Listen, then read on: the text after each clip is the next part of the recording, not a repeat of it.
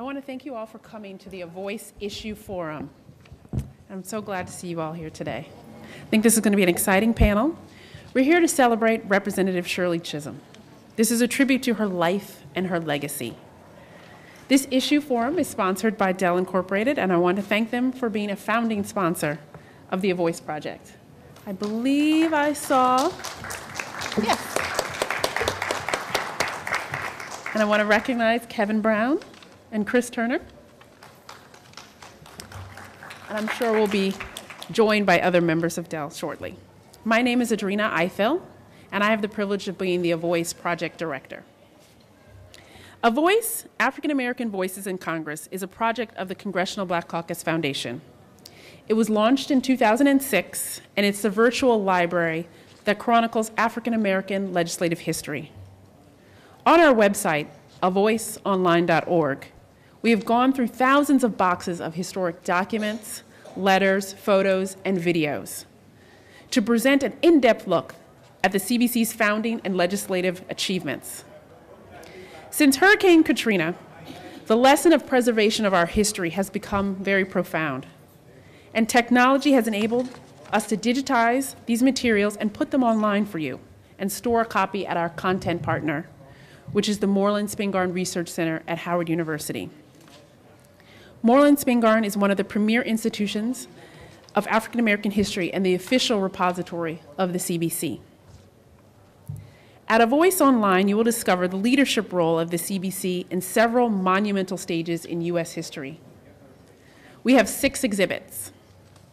The origins of the CBC, which details its founding since 1971.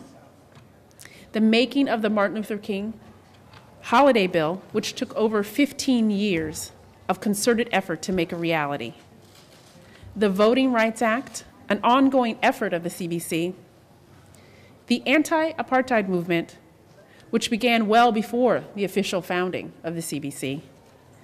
The women of the CBC particularly focused on their efforts and role in healthcare for all Americans and environmental justice, recognizing the CBC has the leading voting record on environmental issues. This September, we also launched our For Educators exhibit. It contains lesson units on 3 of our exhibits. Geared for high school students, the lesson units are rich in activities for all types of learners, plus suggested extra activities for field trips and other activities. We have tailored the lessons to U.S. national standards that cover subjects such as civics, social studies, geography, environmental science, and history. Please take a look at the exhibits and let us know what you think. This Saturday, we're also conducting a small workshop for high school students here at the Convention Center using the environmental justice activities. So if you have a student who can attend, please see me afterwards. We really want to make this a rich experience, and they will have an opportunity to win a Dell laptop. I also want to take this moment to recognize some key folks who made this event and make the A Voice Project a smooth operation. I want to recognize Dr. Elsie Scott, President and CEO of the Congressional Black Caucus Foundation. She will probably join us later. Allison Kutstra, the project associate. And she's the engine behind this machine.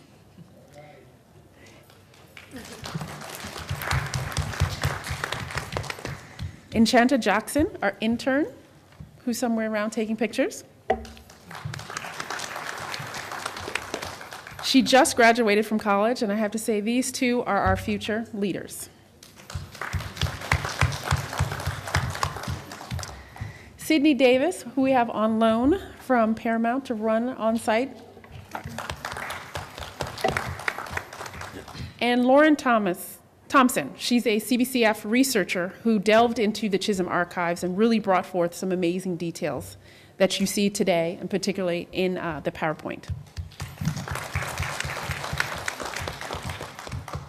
So this brings us to today's forum.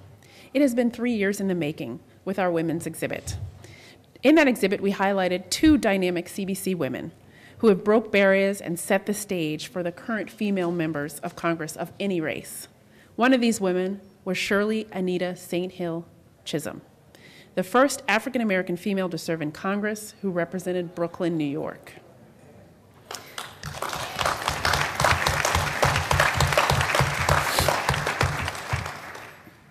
As a West Indian by descent, I had always heard about her, and she was revered by my entire family. Americans loved her spirit and her tenacity. West Indians loved her courage and achievements. So working on this session has been a tribute not only to her, but also to those who came before and those who followed her. On the Voice website, we have an extended biography and timeline of her congressional achievements. And of course, today you'll hear about Ms. Chisholm as a member of Congress, as a presidential candidate, but most of all, as a woman, the woman. You should each have received a tribute booklet when you arrived. This keepsake is full of personal letters and reflections of Representative Chisholm. We asked each CBC office to submit a tribute letter, and I had no idea how personal they would be. I hope you'll be as moved as I was, and these letters are beautiful tributes, and they come from the heart. I want to thank all the CBC members who contributed and their staff for making this possible. In the booklet, we also have reflections from her staff members who might have gone on to other things but still carry Miss C, as they call her, in their heart. Do we have any of the staff members here? Former staff members?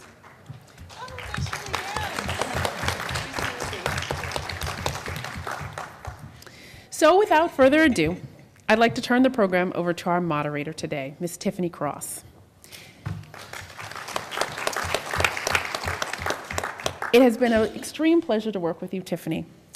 She has been gracious enough to agree to do this panel in the midst of her busy schedule as a producer for BET for News and Public Affairs. She's based here in DC, and she's their network liaison for the Obama administration. Her resume is very extensive, so I'll only highlight a few things. I urge you all to remember her because you will hear her name again. She began her career at CNN in Atlanta and then came to DC as one of their producers.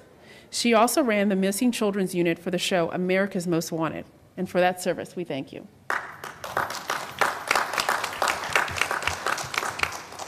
Most recently, she oversaw BET's network coverage of the Democratic and Republican national conventions, plus their election night and inaugural specials. We're delighted to have her today, so help me please welcome Tiffany Cross. Good afternoon, everybody. I'm so happy you all have come out to join us for this panel. I just want to thank Adrena for that lovely introduction, and just thank her for all her work that she's done on the Voice project. She's phenomenal, so thank you, Adrena. I want to quickly introduce our panel. I'm going to start with Congresswoman Barbara Lee, who represents Oakland, California, and she has accredited Congresswoman Shirley Chisholm with getting you started in politics. So thank you for joining us today. Then we have Ms. Shala Lynch, who is the director and producer for Chisholm 72, and we'll see a clip from that later. That's the DVD that you guys all have. We also have joining us Ms. Ruslan Ali, who is a presidential appointee in the U.S. Department of Education, and her primary responsibility is an advisor to Secretary Arne Duncan on civil rights. So thank you for joining us. And last but certainly not least, we have Reverend Laverne McCain Gill. Ms. Gill is the author of the book African American Women in Congress. And she had a book signing earlier today, and her books are available in the exhibit hall in the pavilion. So please send her home empty-handed. We don't want to send her home with any books, so please visit. Thank you. So we have Congresswoman Barbara Lee, who has an extremely busy schedule, as you all can imagine, so we'll start with her. Congresswoman, you have said that Congresswoman Shirley Chisholm is responsible for getting you in politics. And in your letter, which is very personal and moving, you say, she told you, no matter what you do in your life, use your power judiciously, use it with humility, but use it. So can you kind of expound on how she got you in politics, what it was that drew you to her, and how that quote has driven you in your professional career?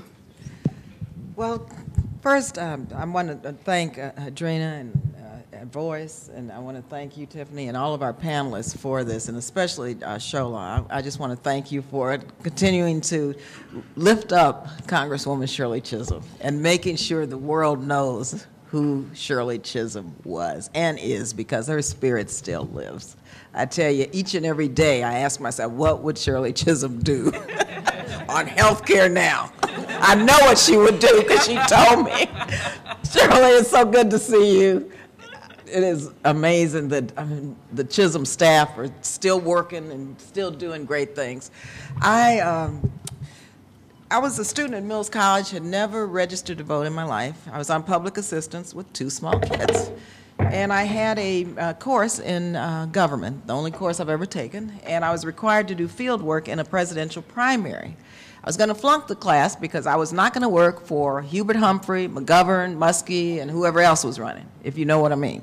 I did not think that their agenda nor the issues they were addressing really reflected an agenda that myself, as a young African-American woman with 2 kids, you know, trying to figure out how to live from day to day and how to get through college and what I was going to do next. I mean, they weren't talking about, you know, well, McGovern was, but ending the war in a big way, poverty, immigration.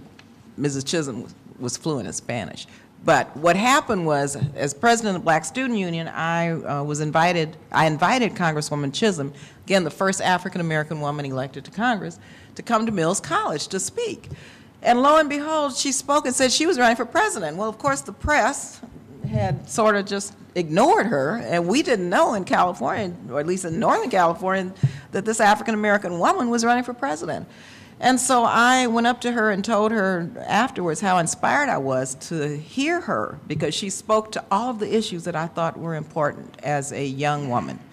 And I said, you know, I have this class that I'm about to flunk. I've never flunked a course in life, but because my professors require me to do field work, I'm just not going to do it in those campaigns. But maybe now reconsider this class and passing it.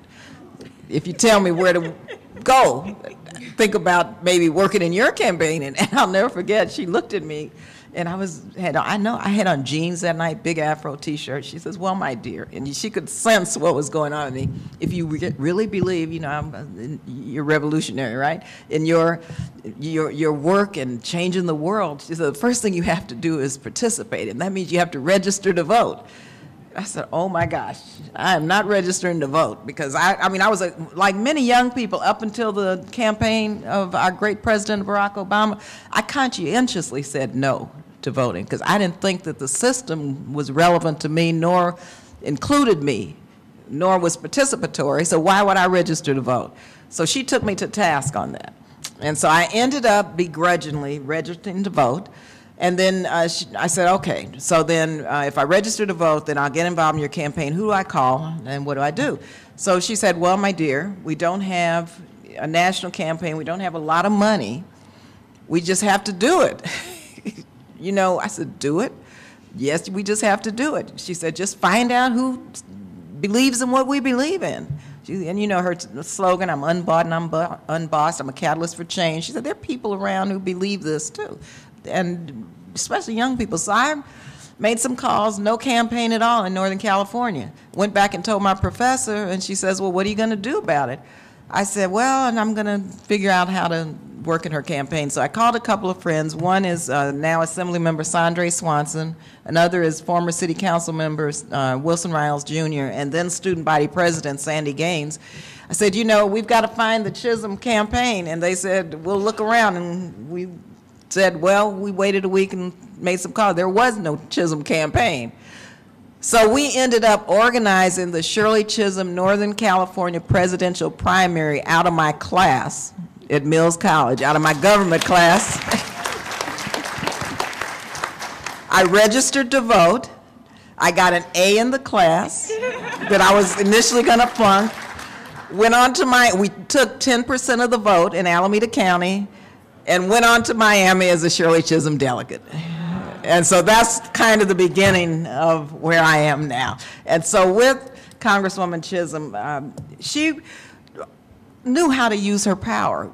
She actually was on, wasn't she on the Ag Committee at first, and then I think she went on to Rules. She was on the Ag Committee, and she famously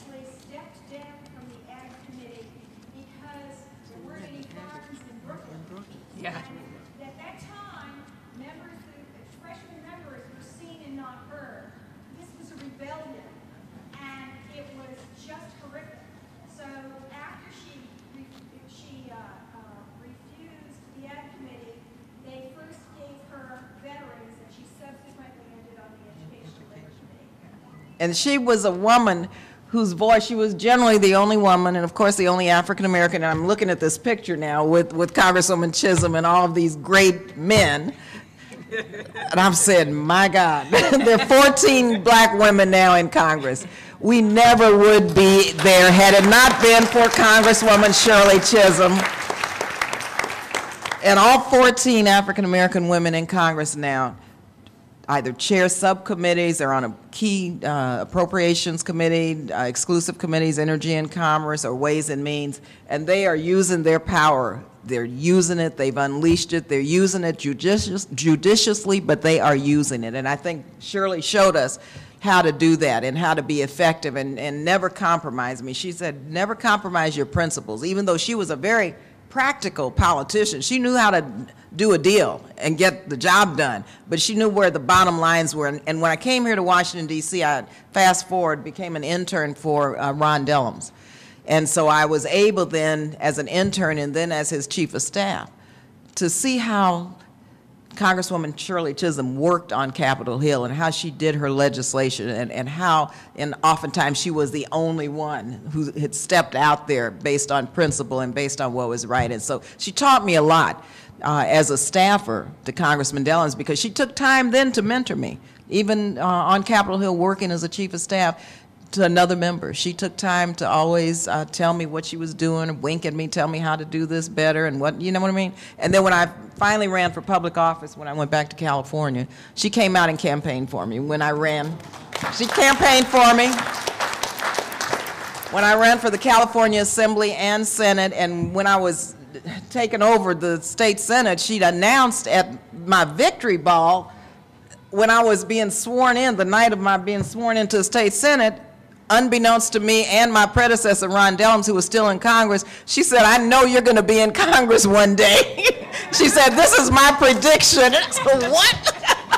And so I always have to listen to her voice now because it's still there. She, you know, we honored Sojourner Truth earlier this year and this morning with the first bust of an African-American woman in the Capitol. Well, earlier this year, we honored Congresswoman Chisholm by hanging the first portrait of a black woman hanging in the halls of Congress in a prominent place, leading from the House side to the Senate side. It's a beautiful portrait, so if you've never seen it, please go by and see it. And I'll conclude by telling you this one little story. When I was doing it, we passed a resolution because no one had really ever honored Shirley Chisholm on the floor of Congress. So I decided I was going to do this. I wrote a resolution, you know, citing all of her great work and who she was. And I thought that resolution was so good. I really loved it and got a lot of co-sponsors and all. Got it to the floor, you know, with Republican support. I called Mrs. Chisholm so she could watch on C-SPAN the debate about her and the resolution, because I thought it would make her feel really good to know that people still loved her, honored her, and remembered her work. Well, I called her and she says, Barbara, this is very nice. She says, but what's happened in Washington, D.C.? There are no Republicans on the floor, no one but Connie Morella, who was a Republican from Maryland.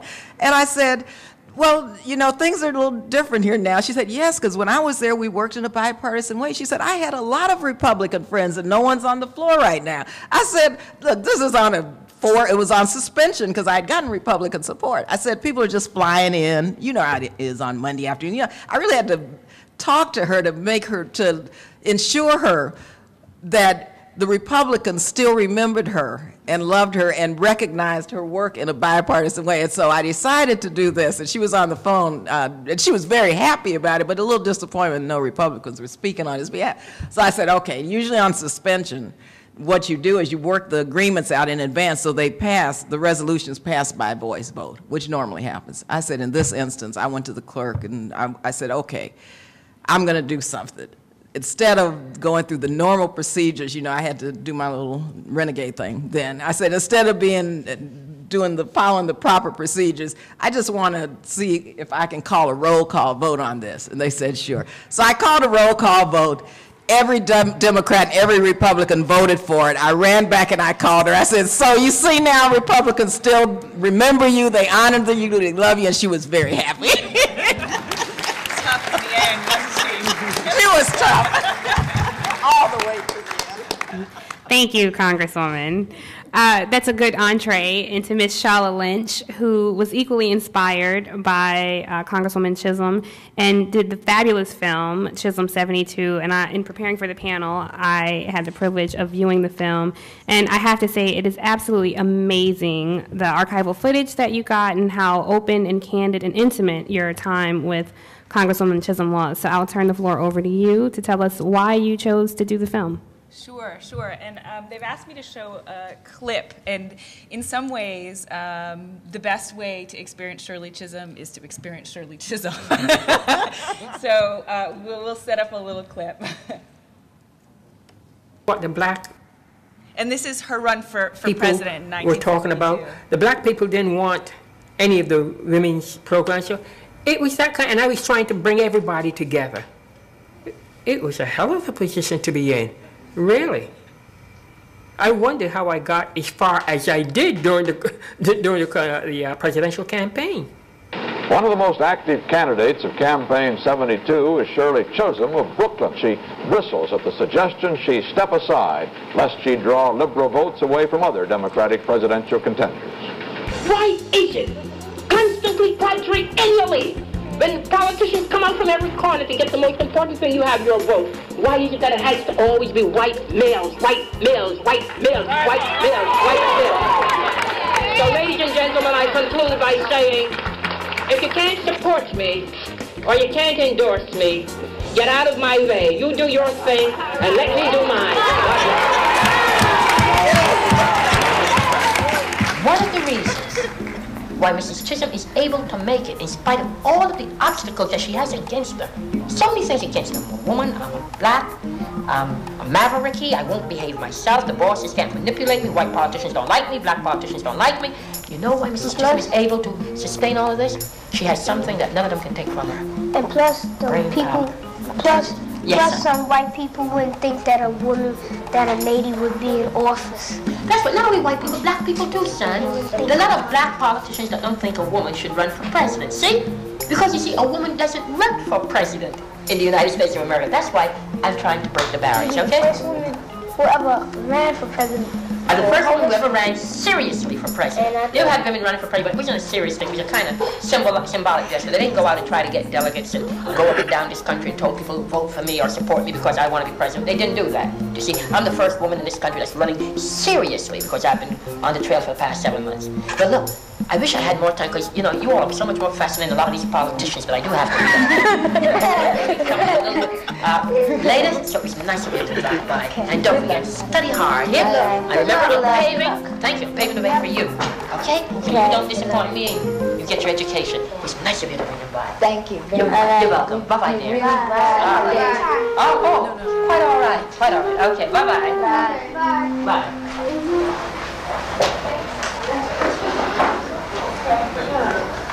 Roger, that's why I'm doing this. Yeah. It's the only reason. Honest to God, with everything going against me. There are two words that I... We can stop. I like that clip because you get to see a bit of Shirley Chisholm's fiery personality. And you also get to see with the kids why she did this. And for her, you know, once a school teacher, always a school teacher. And I saw that through the making of this film and through talking to the various people that worked with her, like Barbara Lee, that she was invested in people's lives and nurtured them and tried to bring them along. And I think that's an incredibly important point. We always have to nurture the next generation. But the question was, why make a film about Shirley Chisholm? And at the time, I had been working for Ken Burns, and I'd worked on Frank Lloyd Wright and the Jazz series, and was like, I want to make a film. I want to see if I can be a director, you know? It's one thing to work for other directors. And this was around 2000, and all the problems going on with the presidential election. I said, there has to be another way of imagining or reimagining presidential politics. And about that time, Shirley Chisholm's birthday was announced on NPR. And I was like, Shirley Chisholm, right, she's still alive. She's still alive. And this was, 98. And I thought, a couple of things. Why do we always wait to tell our stories when people have passed so they can't participate in them? That's number one. And number two, I went back to her book, The Good Fight, and Unbought and Unbossed, and I realized that I didn't know very much about her. That for me, she had been taught as a first. And, you know, growing up in the 70s, Free to Be You and Me was the album that defined who we were. We were individuals. Martin and Malcolm had taken care of everything, you know, that generation. And Gloria and the Gals had taken care of everything on the gender side. Naively, we thought we could be individuals unencumbered by, don't look at me like that, Congresswoman Barbara Lee, by race and gender, right? So you live in the world, and then you begin to realize that this isn't exactly the way. But so when Shirley Chisholm was introduced to me as the first black woman elected to Congress, I thought, that's nice. You know, I had no idea the context and how to understand that. And the other thing was that I found her to be a bit strident. You know, unbought and unbossed. Like she seemed, you know, seemed so angry all the time. And so fast forward to this point in my life where I'm looking for a subject to tell a film, and I've lived in the world a little bit, and I see her in a completely new light. I begin to understand that she had a certain courage. And I began to be really angry that I hadn't been fortified by that courage because I didn't know about her, because of the way history was taught and the way that, so that there were all of the, and I understood it in the context of all of these people, not just Shirley Chisholm, who were lost to me, my people who could, you know, give me that advice, that could glean and fortify me as I forged ahead. So I knew I wanted to make a film about her. I knew I wanted her to be in it. And I knew that it had to be reflective, it had to capture her character and her spirit, that was incredibly important. And so I decided to focus on her run for president, because why in the world would anybody run for president if they know they're going to lose?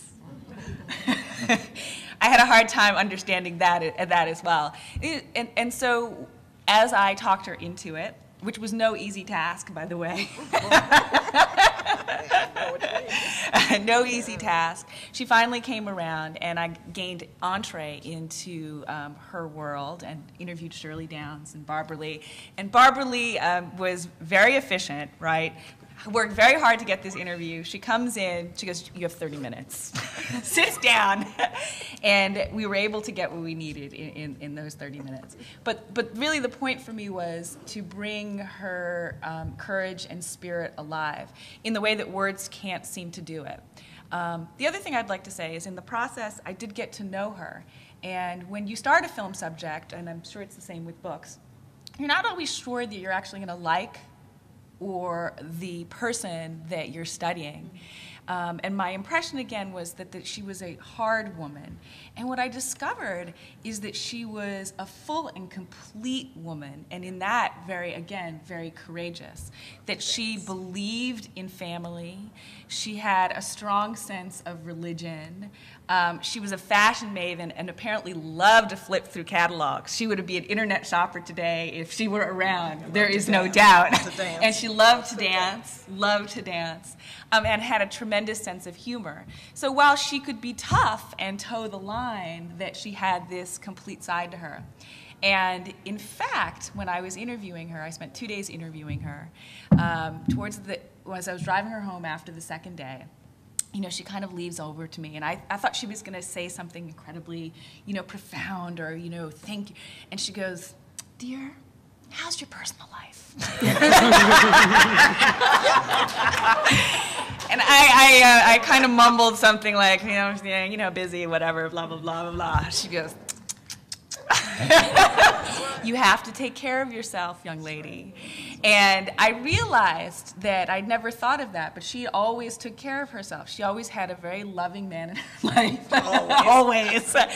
And had friends and young people, you know, that she didn't have children. I'm not sure she could, but that was a decision she made.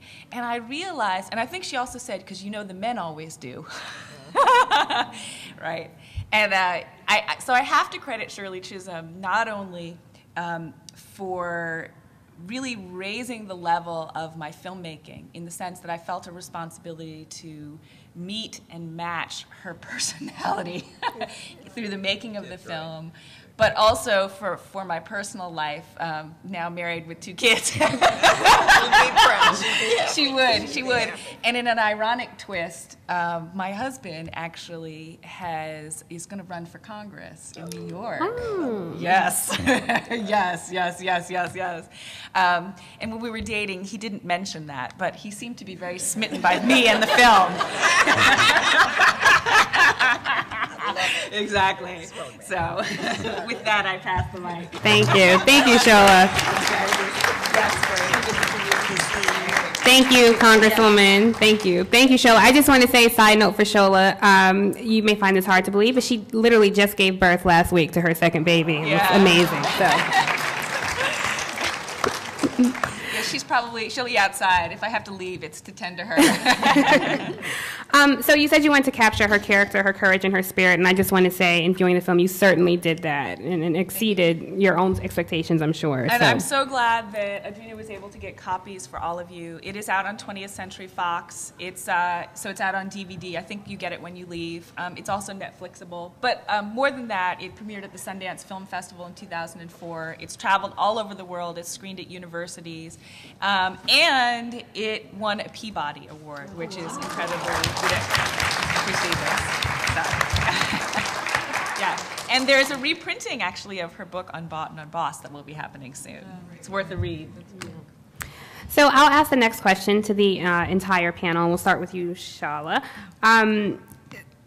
Shirley Chisholm has said that one of her two handicaps, being female, put more obstacles in her life than being black. So this is something my friends and I have discussed, particularly in light of the last presidential election and the debate that came up then. To the entire panel, starting with you, Shala, how do you most identify yourself? As a woman or as black? I definitely identify in both ways. And for me, it is a very fluid thing. It depends on the circumstances, and it depends. I mean, I find that in the world, and I think we've seen this with Barack Obama, the more you try and push the limits, the more people will try and criticize you for whatever they perceive as your Achilles heel. And in certain situations, it might be race. In other situations, it might be gender, or it might be, various aspects of whatever your personality and makeup is. And so, one of the things I took from her is that it actually doesn't matter what the obstacle is, but that you have to face it and maneuver around it. And that she was incredibly inspiring in that way. That she never, can you imagine in 1968 when she decided to run for Congress, that nobody in the Democratic Party supported her in her local party politics in Brooklyn. So she went out, and what she discovered about her district and James Farmer was actually running against her. He was the former head of CORE, and he was running as a Republican, and everybody from the New York Times to the Democratic leadership thought for sure that he would win because he was a nationally known civil rights leader. And what she understood about her district is most of the people registered were women, and they were just like her. They had good jobs as nurses or teachers or et cetera, and she went to where they were all over the district. And do you know she won by the exact margin of women to men in that district? Wow. And again, when she ran for president, nobody really came out. There were very few people that came out to support her, yet she still did it because she felt like it was important. Ms. Ali. I would agree that both. I think that especially, I too have West Indian heritage, and oftentimes growing up, race was questioned, still is, right? So I tend to wear my blackness on my sleeve a little bit. But I don't think that we can escape either race or gender in this country today or now. My office, the Office for Civil Rights in the Department of Education, is charged with enforcing civil rights laws so that children are protected from discrimination. And as I dig deep into this work and scan what's happening across the country, the truth is discrimination is rampant under Title VI, which protects against race, and it's rampant under Title IX, which protects against gender discrimination.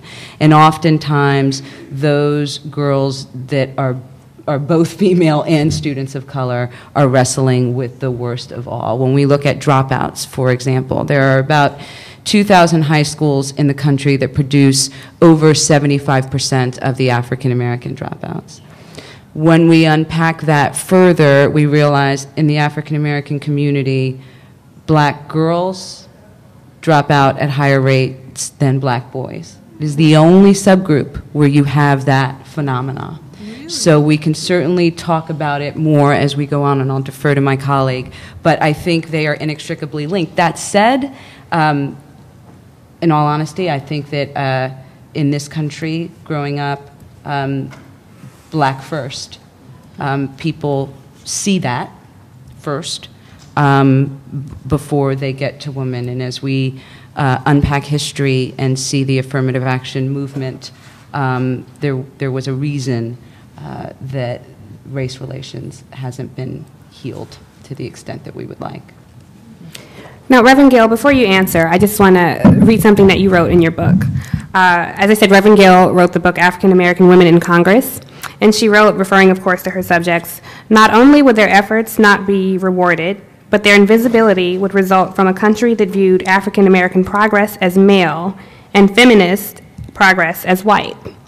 So in your answer, I'd like you to also address that quote and say if you think that's still the case and why that might be.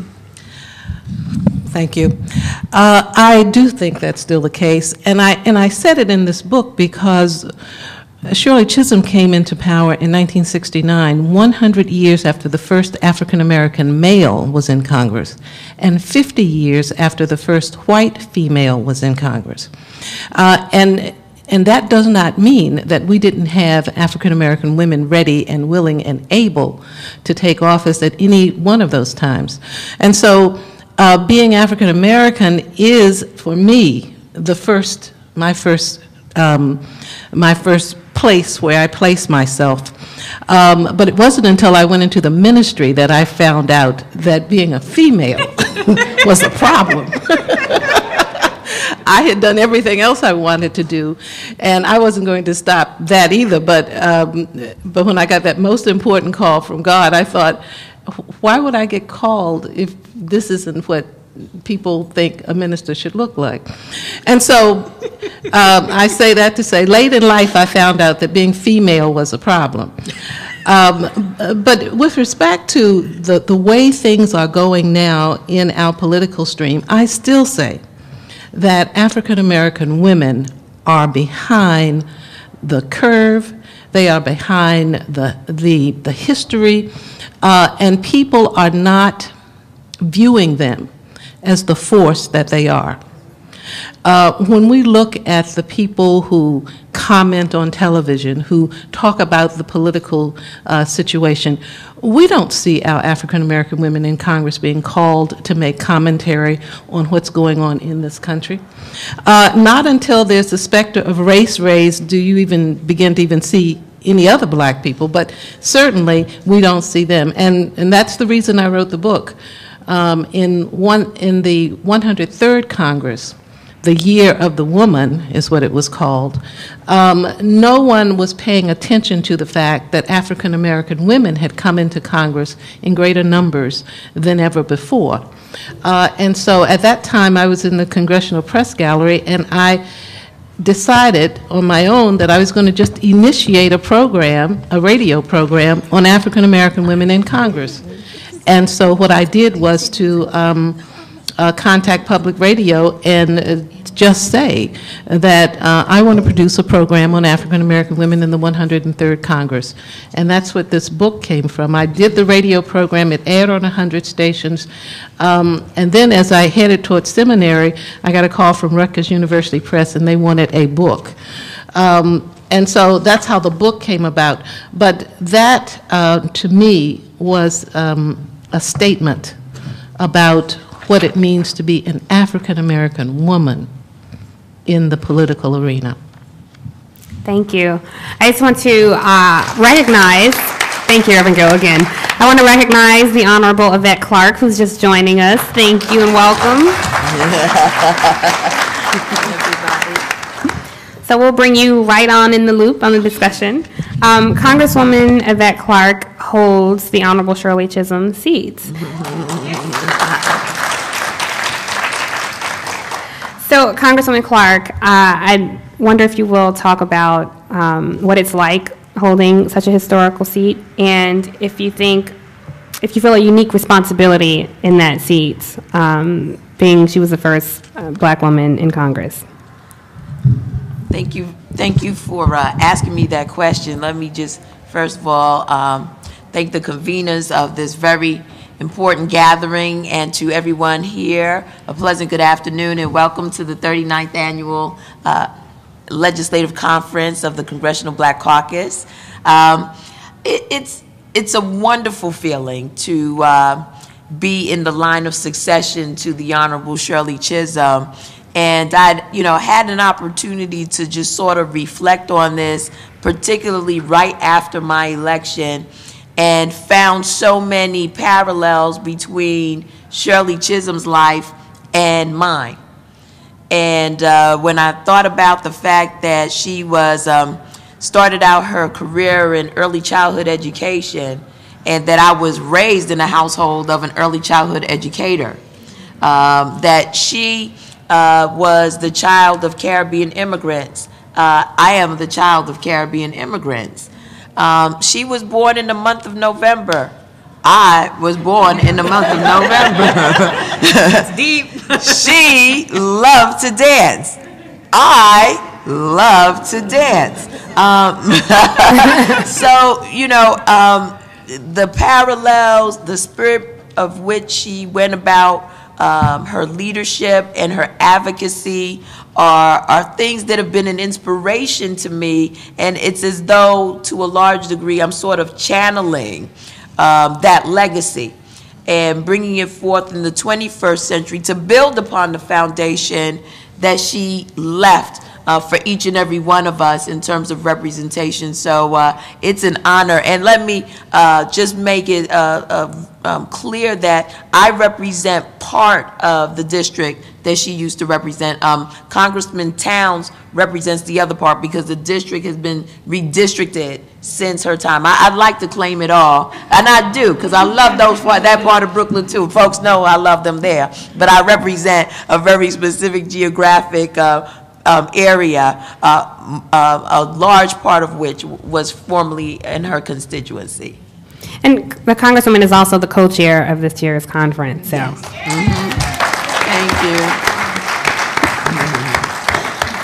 So, Congresswoman, we'll follow up with you. Some people argue that there's still an absence of black women at the senior level of politics. How can we go about identifying more young black women leaders and bringing them along in the political process? I think they exist. It's very interesting because being in Washington, you have an opportunity to meet so many people, and oftentimes someone will greet me with the handshake and say, "I'm running." And, there's people that you may have never heard of before, may have never seen before. The aspirations are out there. I think the companion cultivation and the work of organizing that needs to be done that sort of precipitates that type of leadership is the challenge. There are a lot of women. I see one right here in front of me who's from my district, Miss Lisa Kenner, who ran and was a district leader in Brownsville, Brooklyn. And like I said, we don't have to go far. There's leadership around us. What we have to learn to do is identify it and then make up our mind to be supportive, quite frankly. We all marvel at what Shirley Chisholm was able to achieve, but she achieved it oftentimes against a lot of opposition. A lot of it coming from women. So, we want to be honest. We want to keep the history where it is. It's not always easy. You have to convince a lot of people. And sometimes the hardest people to convince are the people of your own gender, the people who you would think would empathize with you. It has to do, I believe, with the mentality of what we have been sort of hardwired to believe that leadership looks like. And if we can break with that model, we can cultivate, as you said, that next generation. I'm looking to see that next generation and to work with young women for succession leadership issues. you know, and that's one of the things that we have to be willing to do. We have to be willing to amass power. You have to be able to share power. You have to know what that means. You keep it to yourself, it makes it harder for people to sort of catch that baton and run with it. We're fortunate that Shirley left us with such a very rich legacy. It's unfortunate, however, that a lot of the issues that she fought for, we're still fighting for today. You know, she fought against the Vietnam War, and what are we doing right now? In 2 wars. I'm going to cut it off right there because I know there's some other folks here that want to talk, and you know how politicians get. We'll just keep going. So I think I've answered what you were what you raised there. Well, actually, you raised a good point about some of the progressive causes that she fought for, the Vietnam War, supporting the ERA, strong educational policy. So I asked this to the panel, and we'll start again with you because I know we're on borrowed time. What would you say is her most significant legislation that still impacts America today? Wow. What would I say is her most significant legislation? You know, I think the work that she did in education and championing early childhood education, I can't speak to a specific piece of legislation, but I know that I was a beneficiary of it. There was a movement for working women and women of color that established, you know, sort of before even Head Start, just a safe environment, educationally stimulating environment that gave very young children a start on their educational grooming and cultivation. And Shirley was at the center of doing that. And now all of the experts are saying, you know, if you start, you know, stimulating your children from very early on, from infancy, you know, it is shown that they are more likely to excel in their education and more likely not to experience the achievement gap. And Shirley knew that. And so I'm a beneficiary of it, and we all are in this nation. Many of our leaders today started their education in daycare centers. And so we need to give credit to that and give credit to Shirley for understanding that despite all of the challenges and the folks who had challenged her around it. With that, I'll take it to Ms. Ali. As I said, Ms. Ali is a presidential appointee to the U.S. Department of Education. Shirley Chisholm was a symbol for civil rights as well as education. How does her legacy influence the work that you do in civil rights? It's part of the fabric of the work that we do. I recall when she was asked how she wanted to be remembered, and she said, I want to be remembered as having guts. And it's going to take guts to cure what's happening in America's schools today. I'm reminded of her fierce urgency of now, that we don't have time to waste. And if we didn't have time to waste in 1972, we certainly don't have time to waste in 2009. So it is her legacy, it is her impact, it is what she embodied. But it is also when we talk about education being the most important civil rights issue of our time, I believe that in my soul. I believe that we are not going to get to a nation that is internationally competitive unless we fix what's happening in this country. And in order to fix what's happening in this country's schools, we have to talk about equity. We have to talk about, as the Congresswoman just mentioned, the achievement gap. We have to take those symbols like Congressman Chisholm and like the great leaders of today and embed them throughout our education system from pre-K all the way up through college and beyond. The reason why African American students are on the bottom of the achievement gap, no matter what you compare them to, no matter what discipline you're looking at across all grade levels, is not because of the color of our skin. It's because poor kids and kids of color get less of everything that research says makes a difference in public education. So we have to start giving them more, or at least their fair share. This administration, this president, this Secretary of Education are desperately committed to working with the Congress, to seizing upon the opportunity we have now as a result of the amazing work of Congresswoman Clark, of Congresswoman Lee, and of the full Congress. We have $100 billion devoted to education reform in the Recovery Act. We've spent out of the Department of Education about $67 billion of those dollars to date. But it's about making sure that those dollars get to the kids, that they save much-needed jobs in the teaching profession, and that we work together to build a kind of civic will that says education will be among our top priorities in this country, that each of us will take personal responsibility for doing something to cure these ills. Your question, how could you run for president knowing that you wouldn't win? I find myself sitting here reflecting on why. Because she moved the dial. Right. Because though she might not get to the finish line, she moved the dial. She forced a different kind of thinking in this country. This administration is doing that. The Office for Civil Rights is charged with enforcing those civil rights laws, but we talk in the Department of Education not just about enforcing Title IX, enforcing Title VI, and these great statutes that Congressman Chisholm herself had a lot to do with making sure got implemented and amended right over time. But we also talk about the little civil rights, right? The civil rights movement, the making this a movement. And it's events like this, and it's videos like yours that remind us of what a movement looked like in the 70s and inspire me to think about how we're going to make it look like that again in 2009 and 2010. Yeah, just to piggyback a little bit on what you were saying, what I found remarkable about her is that one of her slogans is she wanted to be a catalyst for change. And in that, she obviously had an understanding of history and the sense of legacy, that she was one link building on a bridge from the past towards the future. So what I discovered, because that question as a kid was like, why are you going to do that if you lose? That's just retarded, you know, when you're a kid. And because she understood that she would push the dialogue forward, and that what she knew she didn't have to be the change.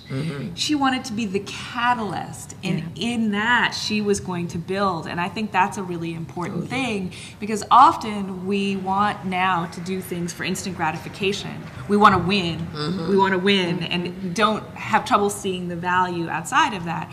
She was not troubled with any of that, and really could see the value in stating that she, as a person who did not look like power in 1972, could be the president of the United States of America. One of my favorite clips is in the film is it's, I think, Meet the Press, or one of those talk shows, and all the candidates are there. And one of the reporters says, so who are you going to support, you know, should you not win the nomination? And she said, I am running to win the nomination. And I'm capable. She got hot, you know, West Indian women, when they get hot, she goes, and I'm capable of it, and don't you forget it, you know. And this was the kind of thing that she was fighting against. But she had a sense of history, and I think that is critical for having an understanding. Well, it gives you personal power. Absolutely. And it gives you a sense of community and understanding that. And I definitely learned that by getting to know her through the making of this film. I think, though, that she actually was running to win. Yeah.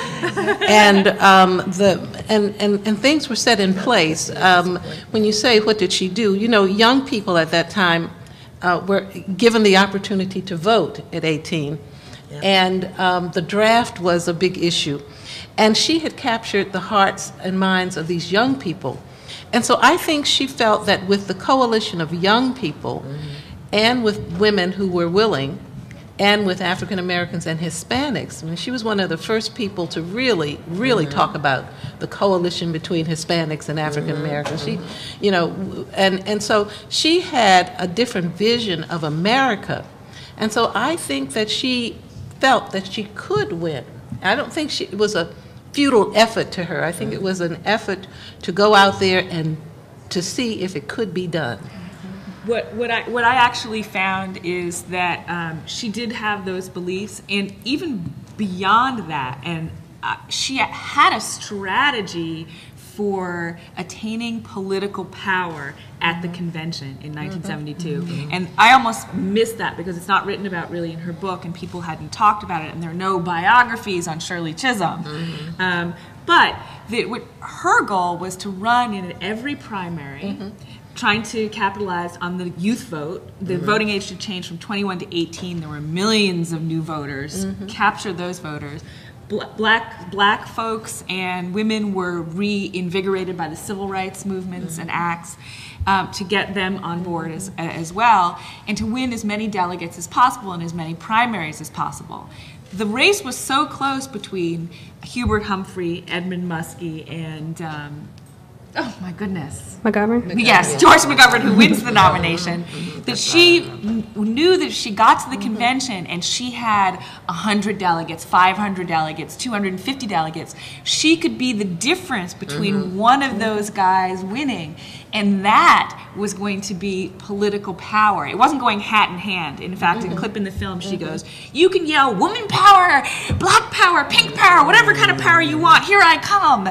All those hard-nosed politicians want to hear about it. It's how many delegates you got. And it's true, right? For progressive issues, she wanted to go and leverage. But I think the other thing was that a lot of the politicians of the day, the blacks and the women, did not believe that she could win. And so when they went their way, I think that was more discouraging to her than anything else that had happened. Because it was just it was almost a stampede away from her. And it was the political expediency of the blacks and women that really created the problem for her. So speaking of blacks and women, to take it back to the presidential election of 2008, we had, obviously, then Senator Barack Obama and then Senator Hillary Clinton running. Had Shirley Chisholm been alive in that election, who do you all think she would have supported? We'll start with you, Congresswoman Clark. Well, I'm trying to think it through. There are a couple of factors that we have to put in place here to come up with the calculation. Now, we all know that Senator Clinton was the senator from New York. She was a female. We know that Barack Obama was a young, dynamic black man. And we know that Shirley Chisholm was supportive of progressive issues and concerns. And she might have looked at the dynamics there and said, you know, I want to support Hillary Clinton, and all of the pressures of being in the New York delegation, she might have had a special relationship with Hillary Clinton.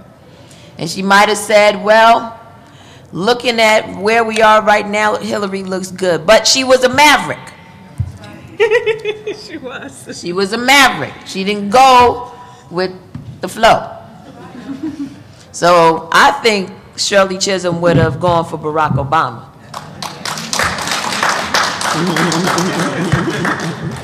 Shala? Go ahead, y'all. Your calculation. And Shala, you actually blogged about this for the Huffington Post, right? Did I?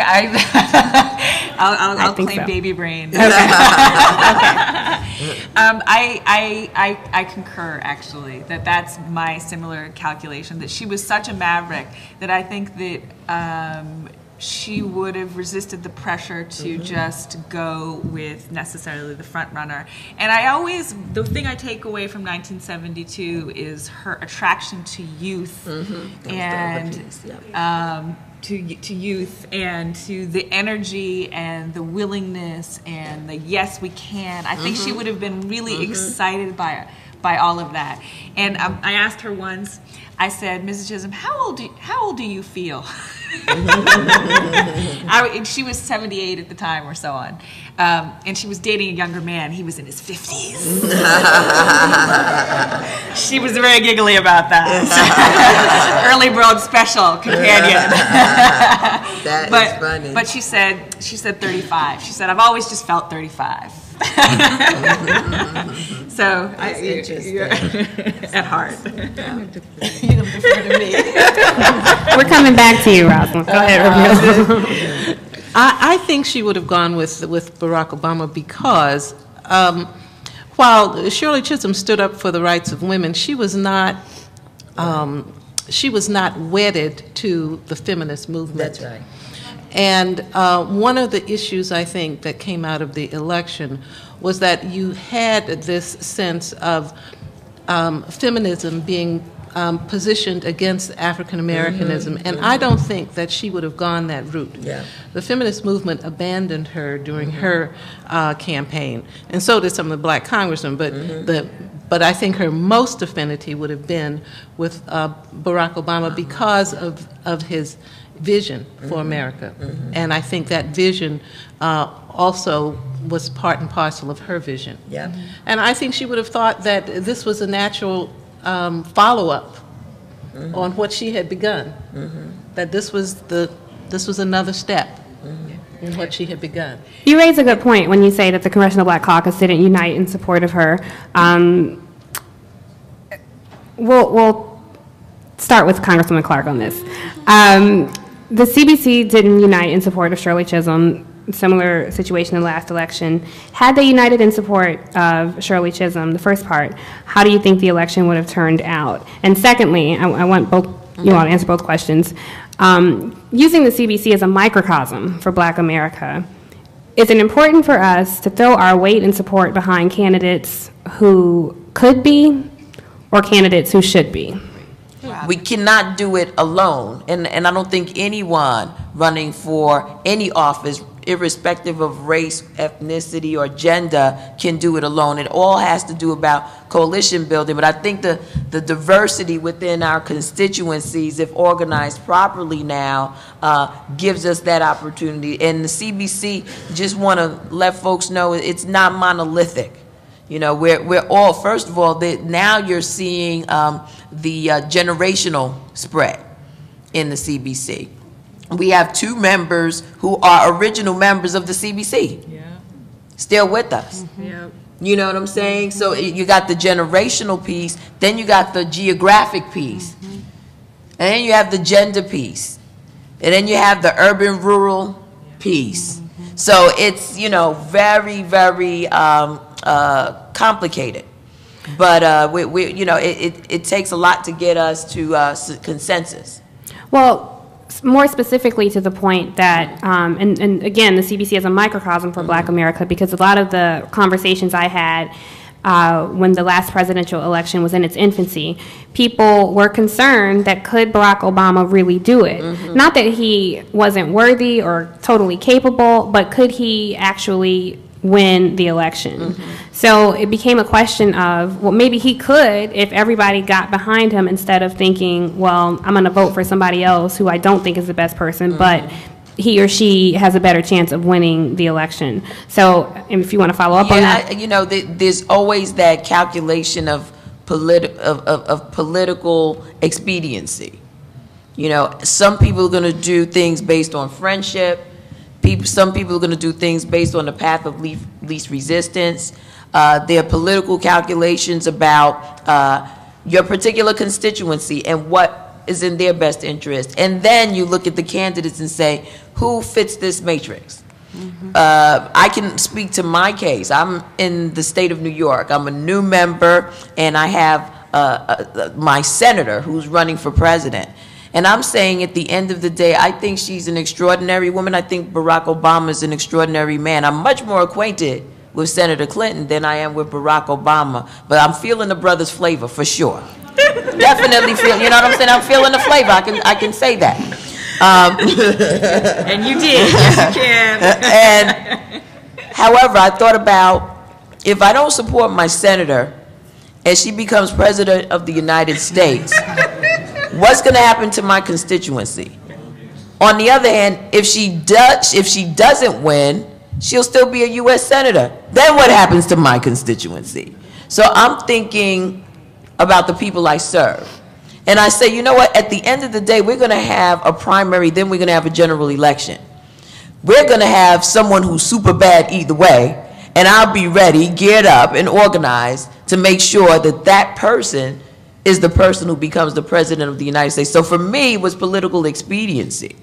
It wasn't necessarily, oh, I gotta be like, I'm swept up, because at the end of the day, I wanted to make sure that it was a win-win for my constituency and the individual who would be the leader of our nation. So I can't say what the other calculations were for my other colleagues, but I can give you some insights into what I experienced in campaigning for Hillary Clinton. As I went to South Carolina, the first time I'd ever been to that part of the country, a lot of my constituents come from South Carolina originally. As a matter of fact, I ran into many of them down there. I didn't know they moved. I was like, what? Y'all like vote for me no more? And I ran into a man in South Carolina, and at that stage, everybody was trying to set up their camps in that part of the country because the primary was getting ready to swing over there.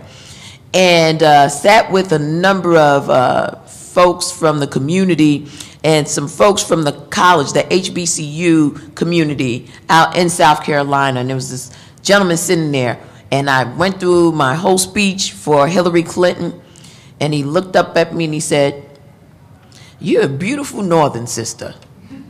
Love you. You talk sweet, and you make good sense." Then he raised his finger up like this. He said, "I never thought I'd live to see this day." I said, "It's over." He went through the reasons, and it went to the core and the essence of his being. And all I could say to the Clinton campaign was, y'all better come up with something much more compelling. Because it's about to go down right here in South Carolina. It's about to go down. I rang the bell. I said the alert. I let them know it was about to go down. And so said, so done. South Carolina went for Barack Obama. But you know, the question that you ask is the question that the Congressional Black Caucus used to ask itself. I now begin to date myself. I was here for the first Congressional Black Caucus. I was working for U.S. Senator Alan Cranston from California as a legislative aide. And some of the questions that were being asked by the original Black Caucus was, you know, how do we represent our constituencies and black people? And so there was always that kind of issue of, do we do what we should do or what we want to happen? Now, Ron Dellums did what he wanted to happen. He supported Shirley Chisholm. And he was one who stood out for that perspective that said, you know, we've come a long way and we've got to continue to push each other to go further. I was very surprised at the Congressional Black Caucus during the primary. Very surprised. It never occurred to me that there would be that much separation. And I think it spoke to the issue of who does the caucus represent and how can they best do it? How can they best do it? Because whether you think your constituency is just your congressional district or not, it doesn't matter, because people look at you, not you particularly, but at the caucus as being representative of all of us who may not have the privilege of having a black congressperson. Yeah, we interviewed Ron Dellums for the film, and he was very supportive of her, and Congressman Perrin also was supportive of Perrin Mitchell was supportive of her. But a lot of the others, there was a feeling that, well, first of all, they wouldn't be interviewed on camera to talk about it, right? So there's that. But I think there was the feeling that the first person to run for the presidency should be a man. And Ron Dellums says this thing to me in the film where we're talking, and he goes, "What made Shirley Chisholm so scary to you? Was it her womanness? Was it her courageousness? Did she have the audacity to take advantage of the historical moment you were too afraid to go for?" And I always get chills because in a way she did. She saw a historical moment that any one of them could have gone for, that the voting age changed, there was no strong leadership in the Democratic Party for the presidential candidate, that there was this opportunity to either make a statement and or go all the way, right? And people were afraid to lose, and Shirley Chisholm wasn't. And that is just the thing that I take away, her fearlessness over launching in on this endeavor. So So someone slipped this question to me, and I'm going to open the floor to the audience. If you have questions, you can go to the microphone, and I'll acknowledge you. So I don't know if this question is true, but I'm going to ask it because someone slid it up here. Why didn't Barack Obama acknowledge her achievement even on Victory Night? And I don't know if he never acknowledged her achievement throughout the campaign, so I'm just going to qualify that I don't know if that's accurate, but I'll ask it to the panel anyway. You mean Shirley Chisholm? Yes. Why didn't he acknowledge Shirley Chisholm's achievements? I don't think any of us know. No, but I can say that it has been disappointing, and I'm not, but I can say it has, in this room, I can say that it is disappointing that the shoulders on which he stands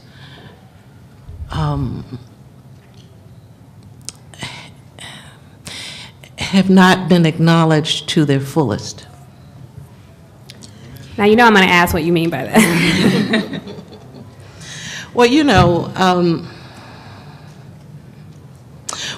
know a lot about the civil rights movement. We know very little about the redemption movement. Right after Reconstruction, or during Reconstruction, after slavery, when blacks were elected to Congress, in places around this country, black people were pulled out of meeting rooms, they were pulled out of churches, they were killed, they were slaughtered in the streets of Louisiana because blacks had been elected to Congress. So that the path to political achievement for African Americans is sullied with blood. Not just sweat and tears, but blood. And it isn't just the civil rights movement, because that too, although we call it a nonviolent movement, it was violent because people were killed, maimed, and hurt. And so I think the depth of that has not been fully acknowledged at the height of this achievement.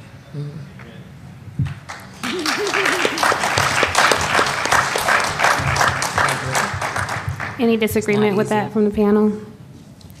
Disagree? No? Okay. Are there any questions from the audience? Well, let me...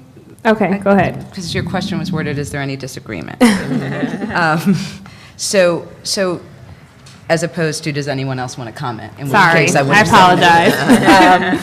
But is there any disagreement? Look, we are in a time in America where no matter what, race and this president are on the cover of every newspaper, on Fox News relentlessly, on all of the networks, right?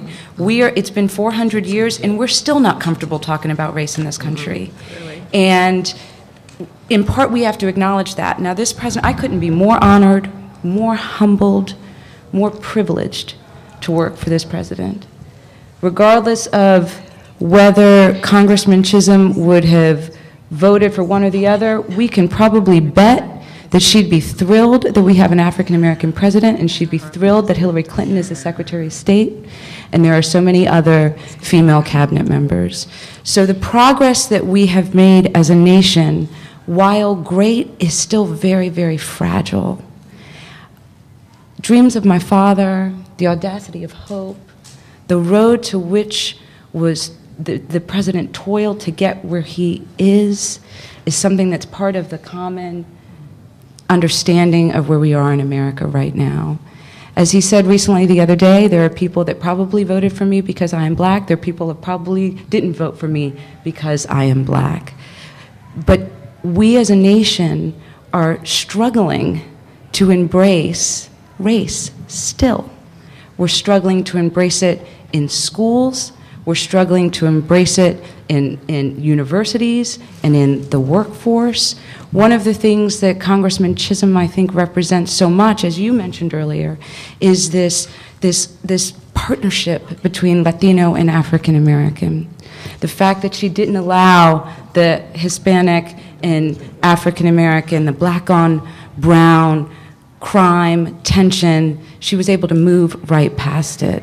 And it is my hope, especially from the perch that I sit in the Office for Civil Rights now, that we will build a kind of civic will in this nation to move past that too. And I think we can all agree that the president certainly espouses that view and that understanding of diversity in America. Thank you. We're going to take one question for Congresswoman Clark before she leaves us. Go ahead. It's not on, right? Is it? Oh. Yeah, it's on. We hear you. I was going to talk right there. First of all, I want to thank Congresswoman Yvette Clark for letting me come. And like she said, I am the former district female leader in the 55th with her. I wasn't supposed to have one.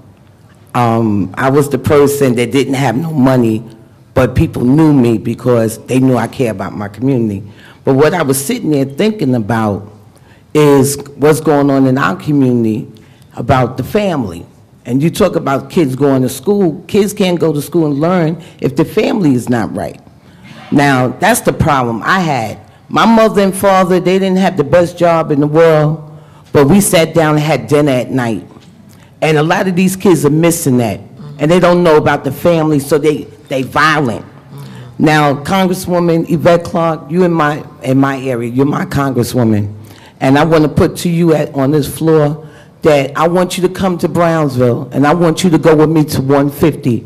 I have walked through the community. I've seen what schools really need an uplift, and that's one of the schools that we need to just walk through the streets and let the mothers see there's a woman that cares about their children, and maybe they'll get that uplift. Maybe we could start off with the family, because it's not always have to be a man in the household to have a family. Because I was a single mother, and I told my son, we are still a family if it wasn't no man. Unfortunately, his father had got killed, but we're still a family.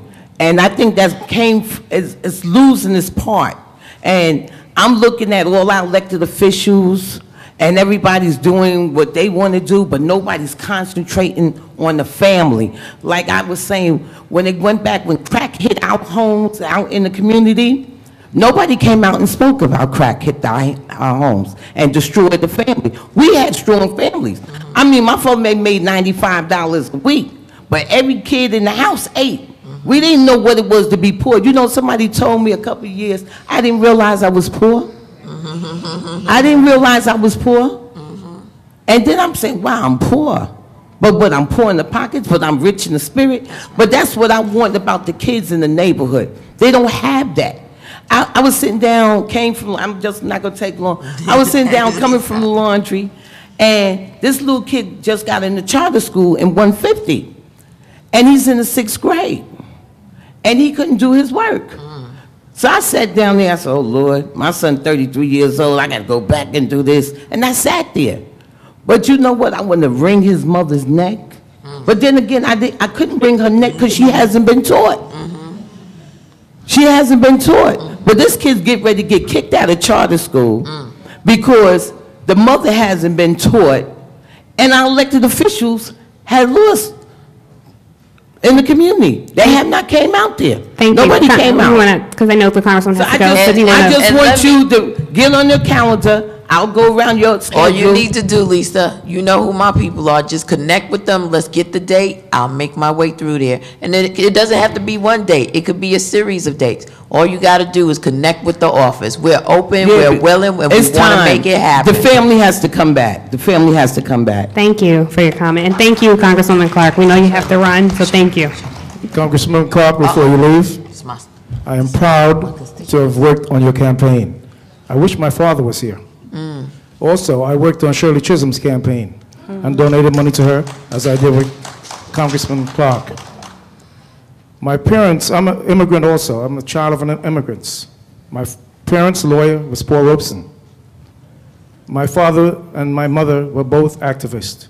And my first visit to Washington, D.C. was the March of 1959 for integrated schools.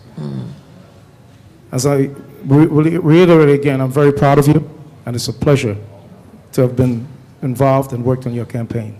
Thank you. Thank you for very that. much. And I want to thank Congresswoman Clark for coming. Your staffers are giving me that look like you've got to go. So thank you for participating. Thank you, everybody. It's a pleasure. Go ahead. Good afternoon. Good afternoon. My name is Dr. Claudia Nelson. I teach at Coppin State University in Baltimore, Maryland. I teach women in politics.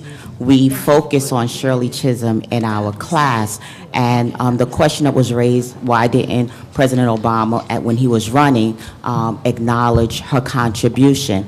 That question can also be raised about Hillary Clinton, because she gave the lineage of where the women's suffrage movement came from, never acknowledged that Shirley Chisholm ran for president of the United States.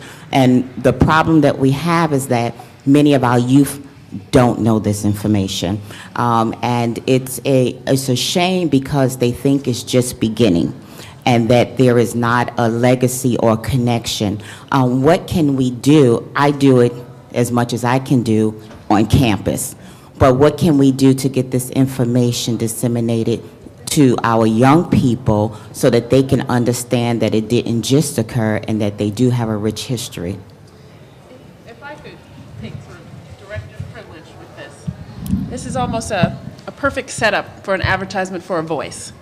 And this is actually what our mission is. I remember growing up, Black History Week or Black History Month. But in my household, it was 365. And so my parents took it upon themselves to add to my curriculum and provide me with the history and the lessons in addition to what I learned in the school. So that's what a voice is. When you can go online and find out there's this history and be able to talk about it in a familiar way in your home, children that you know, children that you have, grandchildren, and be able to teach them. And again, like we said, we have lesson plans that can add to the existing curriculum, but just also anecdotally. If I were to answer the question about who Shirley Chisholm would have supported, I agree, I think she would have supported Barack Obama, but I also believe that she would have been the bridge to that women's movement and enabled it not to be so antagonistic as it had gotten at one point, where we were, reading reports about, if Hillary isn't running, we're going to vote Republican.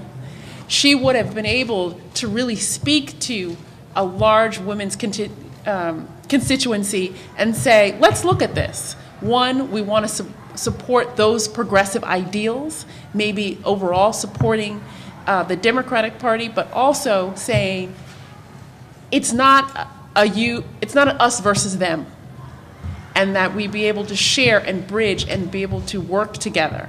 And so I think that's one of the lessons that she left behind in listening to the panels and also going through the research that I've done, is that, and also when Congresswoman Lee was speaking, how she was really sort of disturbed that it had become so partisan on the floor, and that was different than her experience. And I think that's that coalition building, I think she would have brought to 2008. I'd like to add. I mean, I think that one of the problems is the way that we talk about history and the way that we talk about the people that were participating in history. And sometimes we forget that there's stories about really engaging and intriguing people.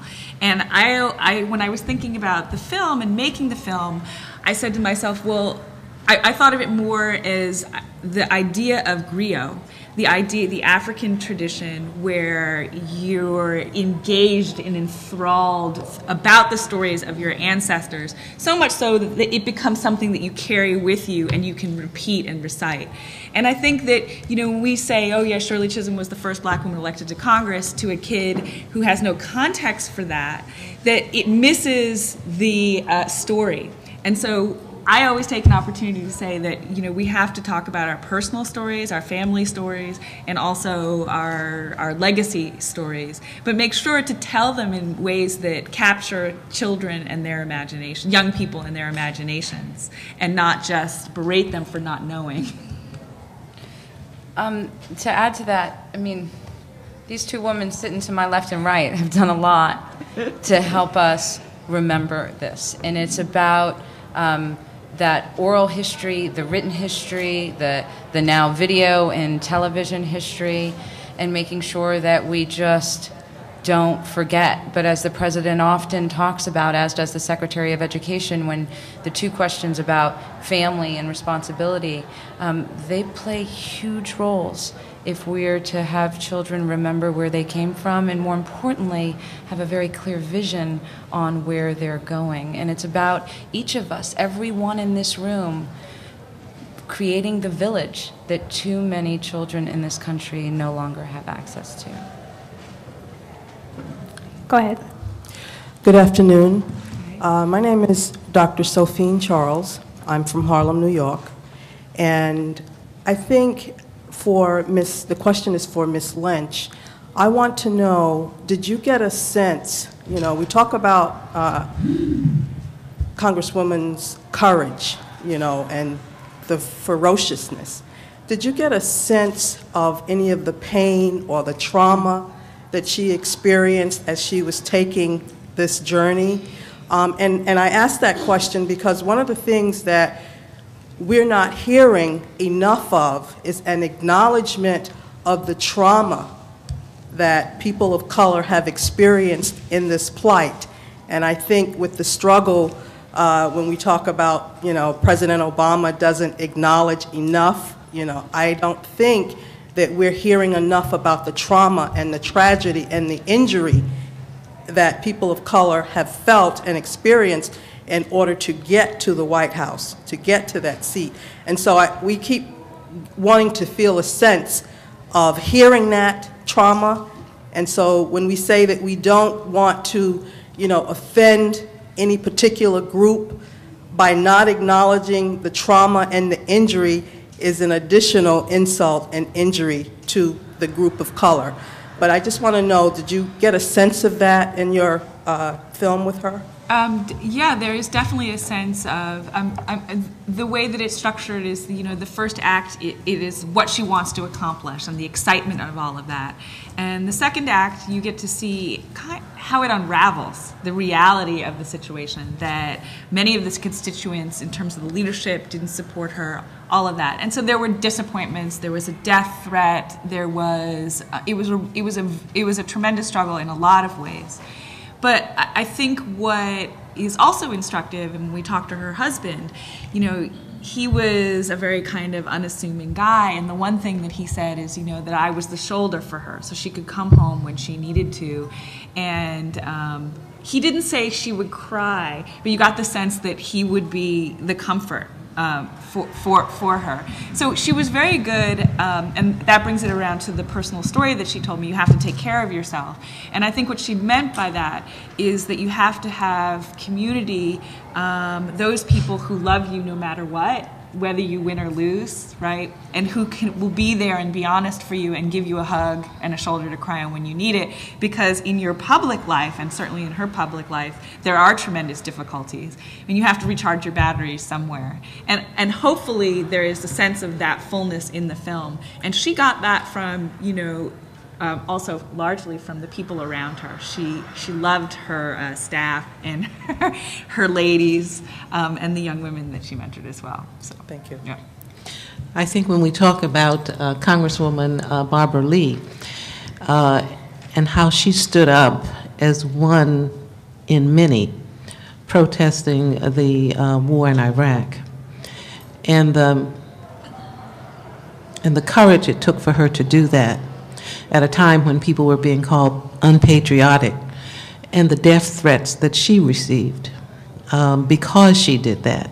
I think you can tell then that the legacy that was left by Shirley Chisholm, she was able to incorporate into her own strength to go through that time. I also want to say that we are people who have come through so much, and yet we shine. But we aren't aware, I think, sometimes, of the real struggles that we've been through. And reading helps us to find out some of that. The most recent book about Sally Hemings is a powerful book about what happened to that black woman in the Thomas Jefferson era. That's a story about a people that is necessary to know because it keeps us going. And that's why it's important, I think, to know the reality of history, the one that you speak about, so that people might know that though we grin, we're not happy. We are strong. Thank you. Our next question, I understand you're one of Mrs. Chisholm's staffers, so can you introduce yourself and tell us what you did for her? I'm Shirley Dans, and I was her legislative staff director. I started with her from the very first moment she came to Congress, and it was a total accident. She came, I worked for Joe Resnick. Joe Resnick was a member of Congress who ran for the Senate. And she came to interview one of the staff that he had. He had a black staffer, a young woman from Texas. At that time, there were very few female legislative assistants. Travis and I were legislative assistants from a previous member.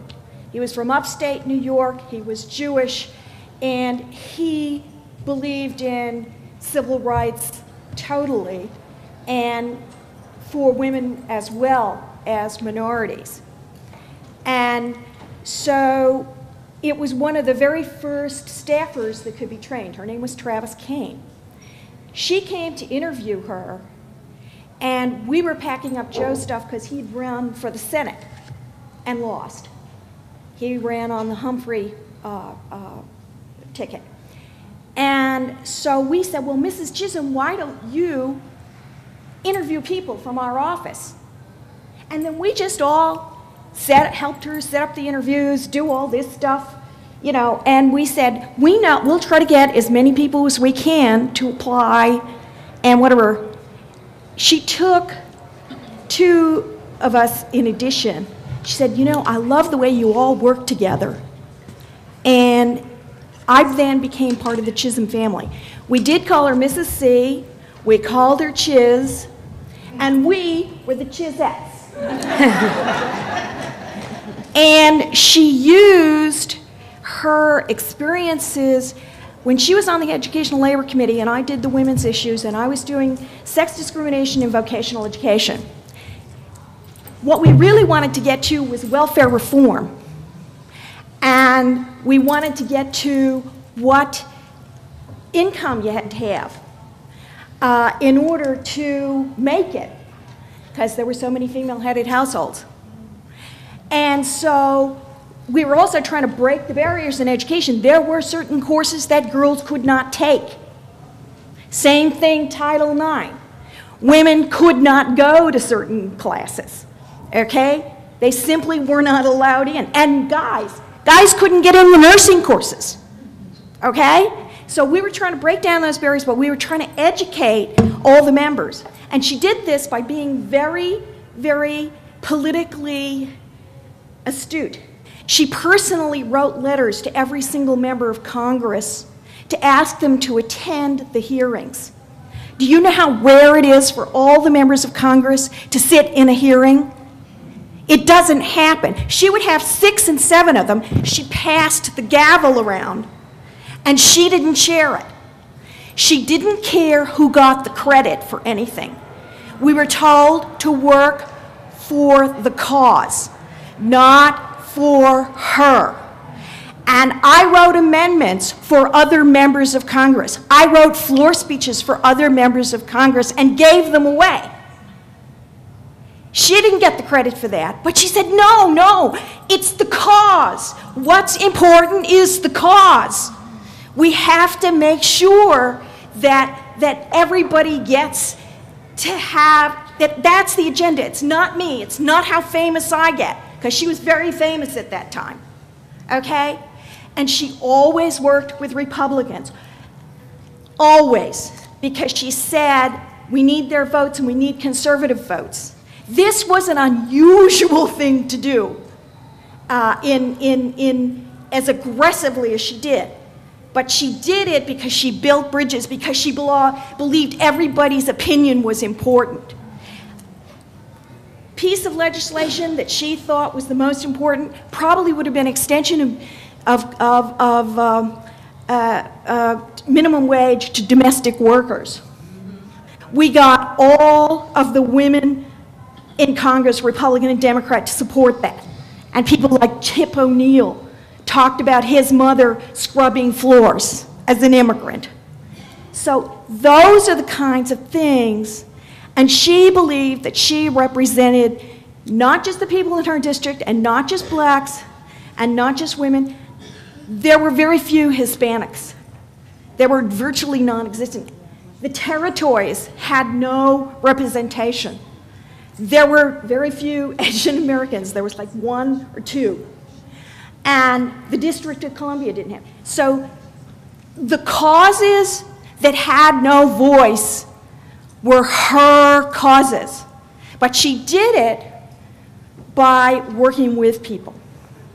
And that's why I believe that it was Barack Obama, because the black and white shouldn't matter. All of those kinds of things. It shouldn't matter what color you are. It shouldn't matter what age you are. It shouldn't matter anything except that we are all Americans. And that's what I think is the legacy. On the bravery issue, somebody came, tried they had a knife. She was scared to death. The hate mail was unbelievable when she ran. It was ferocious. But she did it because you're supposed to. And there were blacks, there were women, there were gays. And in fact, one of her interns who worked for her came out while he was working for her. He now represents Harvey Milk's district as an elected official. Okay, he's the supervisor there. And that's the kind of thing. She believed that the act of running for president was supposed to be to teach people political empowerment, and that they couldn't just fight City Hall, they could become City Hall. Thank you. Thank you for that, and thank you for your service to Congresswoman Chisholm. Thank you. Good afternoon. My name is Donna Curtin, and I reside in Brooklyn, New York. As you can see today, quite a few people that have come up here to ask questions and to give insight have come from New York and specifically Brooklyn. But my question is, if the Honorable Shirley Chisholm were alive today, what would be one piece of advice that she would give Barack Obama, being she's got tough woman coming from Brooklyn, representing Crown Heights and other parts of Brooklyn. What would be one piece of advice do you think that the Honorable Shirley Chisholm would give President Barack Obama? Ms. Ali, you're a member of the administration, so. I think she would appreciate what, in my mind, he represents, and that's guts. That's using your power for the greater good. That's doing what you would do if you knew you could not fail. Reverend Gill. I don't really have a real answer for that, but I think one thing that she did do very simplistically, and that was to articulate the vision for legislation So I think that in this healthcare debate, she probably would have said, let's just have a Medicare plus, and then let's take care of the insurance companies and make sure that they don't double your charges and triple your charges, and make sure that everybody can get health care. Just those three things. Okay, thank you. Thank you. Yes, sir. Hello, good afternoon. Professor Alfie Gill from New York, and like the late Shirley Chisholm, born in Barbados. My question is, what part that early upbringing in the island of Barbados played in the full person that she became? I know she made reference to it in her book. Thank you. One of the things that she did say was that she was in Barbados she went there as a child and came back here at about 10 years old. But she said the education in the British school systems that she received there, she felt prepared her to do the kinds of study and hard work that she did. And she does attribute her love of education and her love of learning as having come from those early days in Barbados. Yeah, I think I'd certainly echo that. The kind of curriculum that she was taught, there was no tracking. There was no, you're not smart enough. There were no low expectations for her in that system that prepared her to be internationally competitive. I think, I know a little bit about Barbados, spent a lot of time there, have relatives there. Kadooment probably helped her with dancing. And that spirit and culture, I think, transcended. It also, I think, helped her to push the notion that there is one civil rights movement. And I keep thinking about that as we've talked today about, is it about race, or is it about gender, or is it about, if we could move as a country to, there is one movement, it is the cause, as Shirley, her staffer, just spoke about. It is this idea that for those who have no voice, we will take the responsibility to be the voice of the voiceless. There is also a kind of empowerment and audaciousness, I think, that she had in her soul that probably stemmed from her experience in BIM in Barbados, and then the West Indian culture, that there is no learned helplessness, that you can and you will and you should and you must. Thank you. Yes, ma'am. Yes, good afternoon to everyone. I am actually Sharon Pritchett from the City of Miami Gardens City Council. Miami Gardens is in Miami, Florida. I'd first of all like to say thank you very much for sharing this very personal, this very intimate depiction of the Honorable Shirley Chisholm. You guys have been very, very empowering in terms of who and what she is. I was just amazed in sitting here and hearing the remarkable things she did accomplish both individually and collectively with the area she represented. I'm just amazed that the Congressional Black Caucus has not decided to dedicate one of the scholarships they give annually to or in honor of her. One way to help continue her legacy, in my humble opinion, is to do just that. That student that receives the Shirley Chisholm Scholarship would then have an opportunity, excitedly so I believe, to actually find out more about her, and in thus doing so, continue this legacy for generations to come. Please, whatever you do this afternoon and take back with you, the ladies on the podium who are advocates, remember, please advocate and encourage the Congressional Black Caucus, when they are awarding those scholarships annually, to have a specific scholarship named for her, because that's truly the essence of continuing her legacy. Thank you. Thank you. Yes, ma'am. Thank you. Hi, I'm Dr. Mary Ellen Curtin. I'm a historian, and I'm right now writing a book about Barbara Jordan. And I have a few questions for the panel. about Jordan and Chisholm. One is, I'm just wondering if any of you have any comments about Chisholm's role as a mentor to Jordan and to Yvonne Braithwaite Burke, who was also a new member of Congress who came after her. And also, thinking about running for president and predecessors to President Obama, it's true Shirley Chisholm was the first person to run for president, but in the 70s, when there were polls and people were asked who's the first woman you could envision as president, the answer was Barbara Jordan, always at the top of that list. And so I'm wondering if you would mind commenting on those questions. Thank you.